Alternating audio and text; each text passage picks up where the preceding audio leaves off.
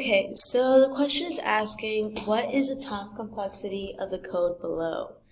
And as we can see, it is a very normal for loop. So you have for in I equals 0, I less than size, and then I plus plus, right?